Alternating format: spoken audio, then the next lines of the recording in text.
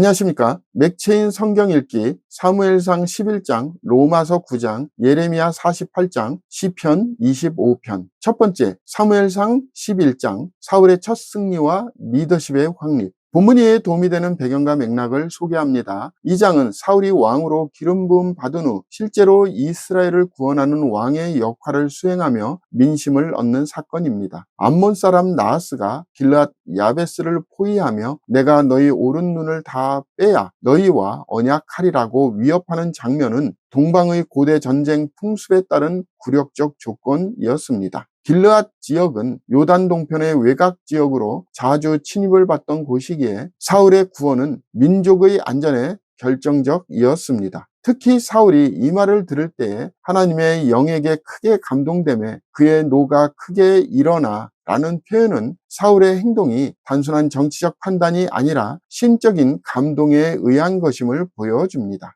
본문의 중요 구절을 소개합니다. 사무엘상 11장 6절 7절. 사울이 이 말을 들을 때 하나님의 영에게 크게 감동되며 그의 노가 크게 일어나 한 겨리의 소를 잡아 각을 뜨고 전령들의 손으로 그것을 이스라엘 모든 지역에 두루 보내어 이르되 누구든지 나와서 사울과 사무엘을 따르지 아니하면 그의 소들도 이와 같이 하리라 하였더니 여호와의 두려움이 백성에게 임하매 그들이 한 사람같이 나온지라. 본문을 적용하는 데 도움이 되는 가이드라인입니다. 오늘날 우리는 위기의 순간마다 하나님의 영에 민감하게 반응해야 할 책임이 있습니다. 리더십은 자리에 있는 것이 아니라 위기에서 드러나며 성령의 감동 없이 리더십은 쉽게 사람을 두려워하게 됩니다. 우리가 맡은 자리가 작든 크든 간에 하나님의 뜻에 따라 순종하는 결단이 공동체를 살릴 수 있습니다. 사울처럼 즉각적인 순종과 믿음의 행동이 하나님의 구원을 이루는 통로가 됩니다.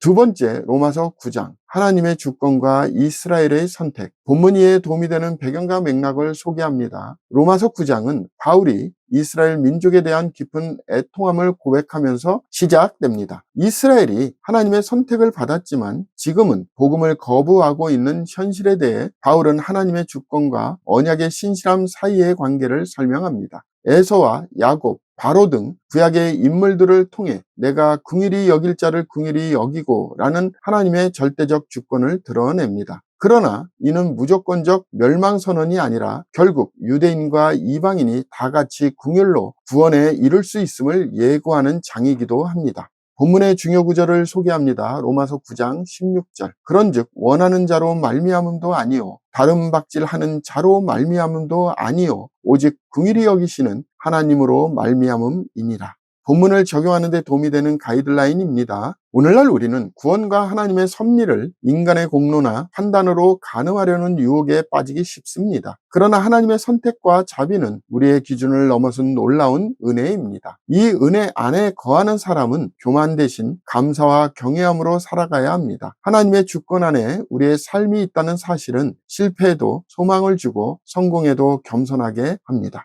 세 번째, 예레미야 48장 모압에 대한 심판. 본문 이해에 도움이 되는 배경과 맥락을 소개합니다. 예레미야 48장은 모압에 대한 심판 예언입니다. 모압은 이스라엘의 이웃나라로 종종 교만하고 여호와를 무시하며 조롱하던 이방 민족이었습니다. 모압은 젊은 시절부터 평안하고 포로도 되지 아니하였으므로 그 맛이 남아있고 냄새가 변하지 아니하였도다 라는 표현은 모압의 자만함과 자기만족을 상징합니다. 하나님은 그들을 내가 모압을 마음에 들지 않은 그릇같이 깨뜨렸음이라고 하셨고 이는 이방 민족조차 하나님의 공의의 심판에서 자유롭지 않음을 선포하는 것입니다.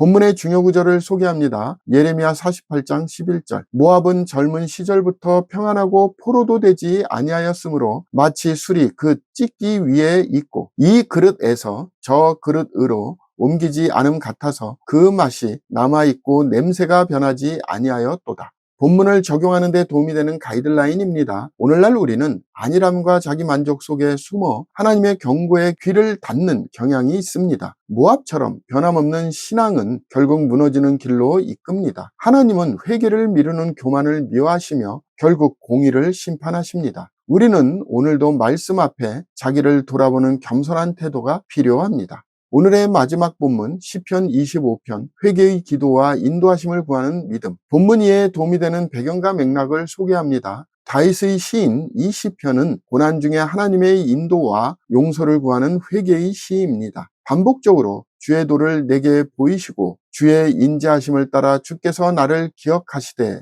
라고 간구하는 구조는 개인적인 죄와 고통을 하나님께 의탁하는 깊은 신뢰를 드러냅니다. 내가 종일 주를 기다리나이다 라는 표현처럼 이 시는 고난 속에서 신자의 소망이 어디에 있어야 하는지를 분명히 가르쳐 줍니다.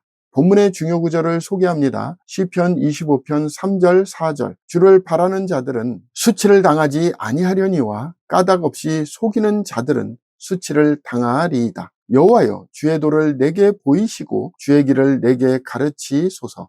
본문을 적용하는 데 도움이 되는 가이드라인입니다. 오늘날 우리는 삶의 방향과 의미를 잃기 쉬운 시대를 살고 있습니다. 하지만 하나님의 말씀은 여전히 우리의 발을 비추는 등불이며 그 길은 주의 긍휼을 구하는 회개로 시작됩니다. 회개의 삶은 실패한 인생을 다시 세우고 하나님의 뜻을 따라 걷게 합니다. 신자는 매일 하나님의 인도하심을 간구하며 그 길 위에 서 있어야 합니다.